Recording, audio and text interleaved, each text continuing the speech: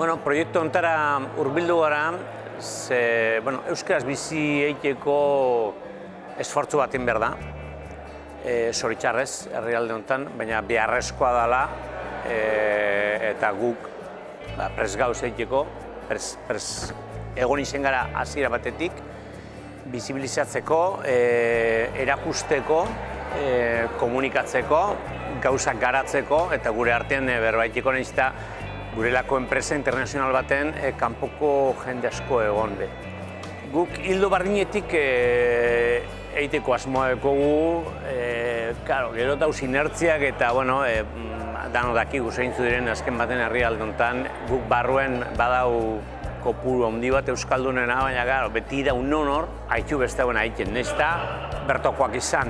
Guk ez dugu astirik, ez baliabiderik horrei formakuntza edo euskalduntze eiteko norberan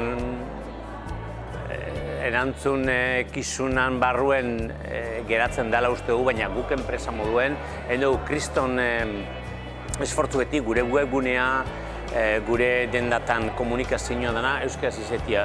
Horretan jarraitzea eta badekugu euskara departamentu bat barruen. Ez da pertsona bat horretara bakarrik dediketan, baina badau arlo hori eta oin adimen artifizialan inguruan hasi gara aztertzen eta ikertzen, eta horbe euskara sartuko hori da gure ez izango nekenik gauza barri jena.